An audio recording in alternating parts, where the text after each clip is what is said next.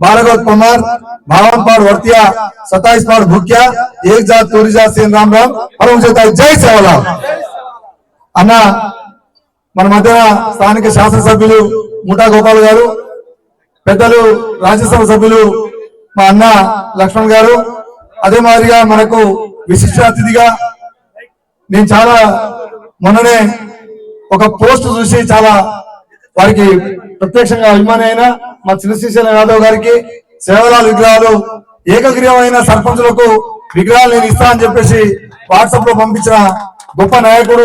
నిజంగా మన జాతిలో ఎవరు లేరు. వారు తండ ఒకటి కావాలి, తండలో కొట్లాడలు ఉండొద్దని ఒక భావంతో సేవలాల్ మహారాజ్ విగ్రహాన్ని ఏకగ్రీవం ఉన్న తండాలకు పంపిస్తామని చెప్పేసి వారు ఎంతో కృషి చేసిన వారికి ప్రత్యేకమైనటువంటి ధన్యవాదాలు.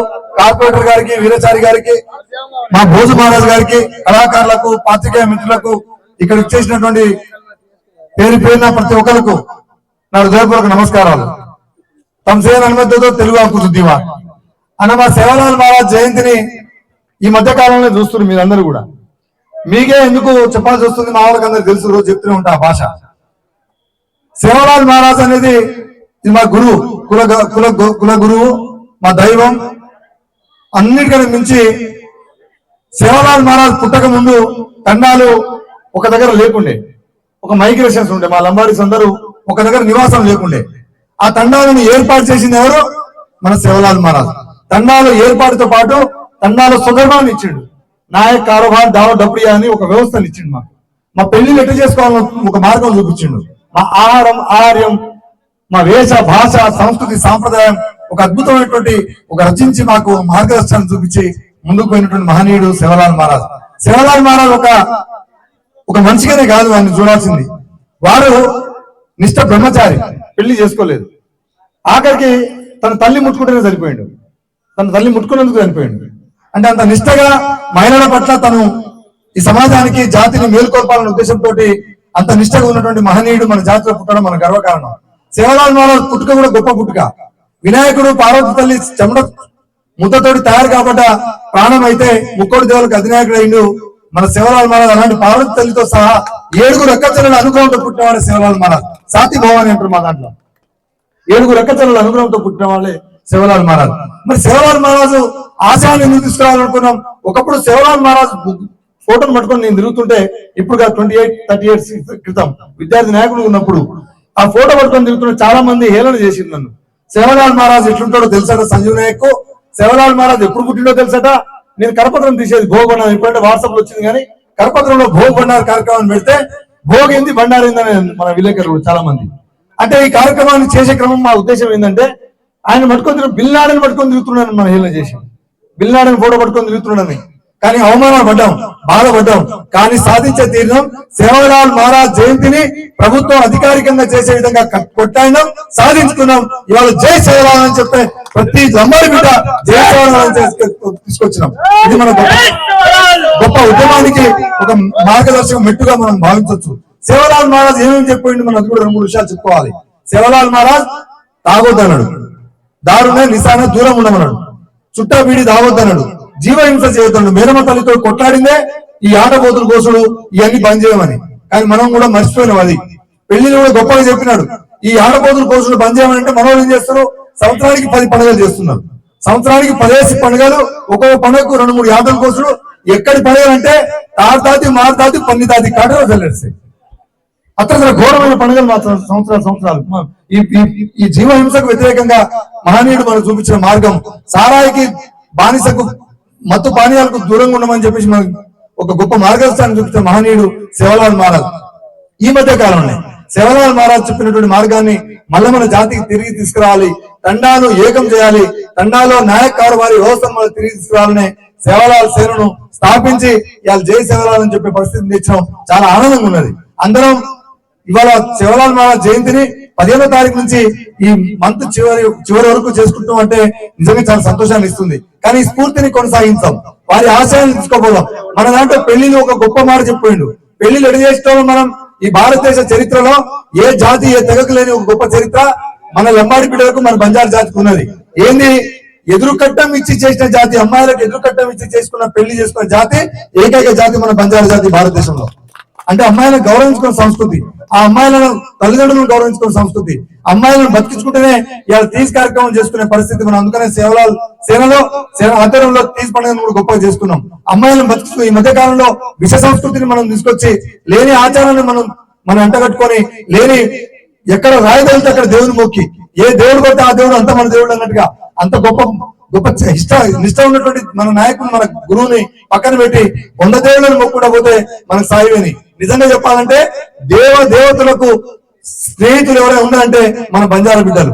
అందులో ఉదాహరణకు ఆత్రాం బావాజీ, రెండో ఆయన సేవలాల్ మహారాజ్. సేవలాల్ మహారాజ్ నేరమయాడికి భక్తుడైండు.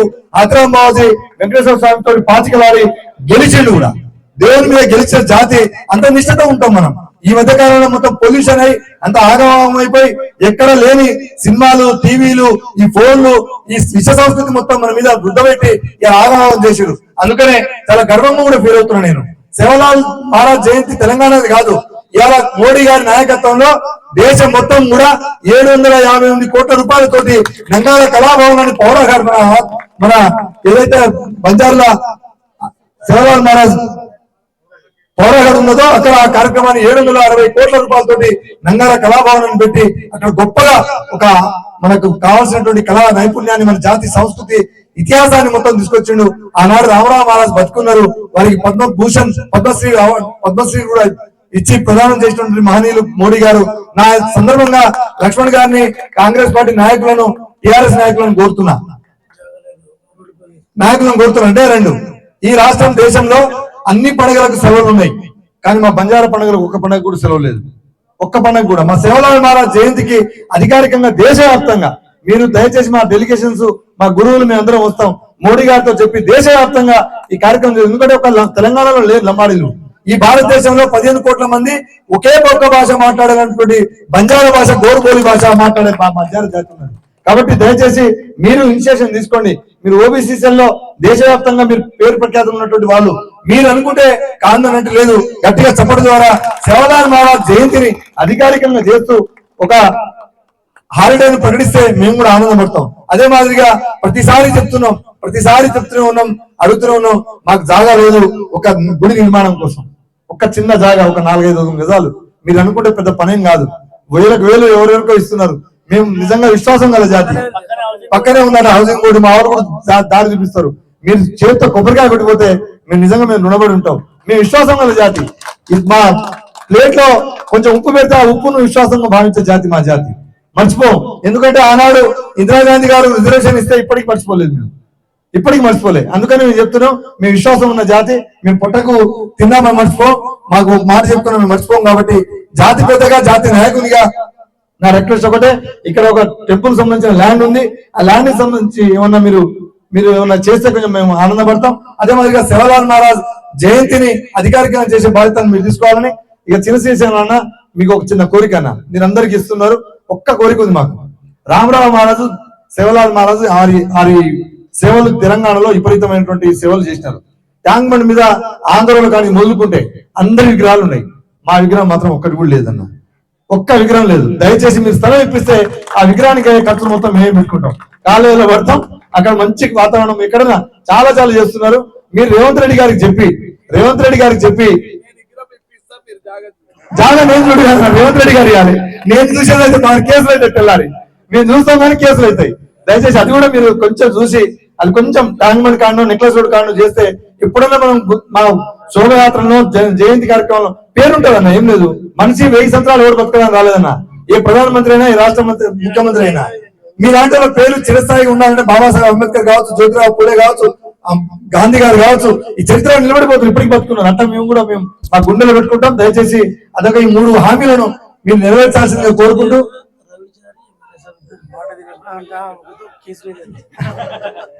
రవిచారి గారు మా ఎమ్మెల్యే గారు మాట ఇచ్చారు కానీ ఏదో కొంచెం గడబడి చేస్తున్నారంటే, కొంచెం మీరే పెద్దలు ఏముంటుందని అందరు కలిసి ఉన్నారు. ఒక్క మాట చేస్తే పెద్ద పరేషాన్ చేయాల్సిన అవసరం లేదు. మాకు పని అవుతుంది. దయచేసి మీరు అన్నితగా భావించవద్దు. మిమ్మల్ని కూర్చోబెట్టి నేనేదో అడుగుతున్నాను అనుకోవద్దు.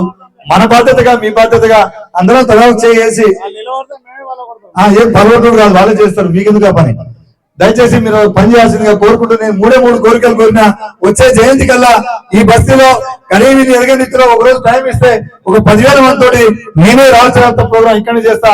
మీరు ఆ 3 కోరికలుగా తీర్చగలిగితే మీ జీవితాంతం నా జాతి తరఫున ప్రత్యేకమైనటువంటి ధన్యవాదాలు తెలుపుకుంటూ సెలవుతున్నా. జై సేవలాల్, జై సేవలాల్, ధన్యవాదాలు.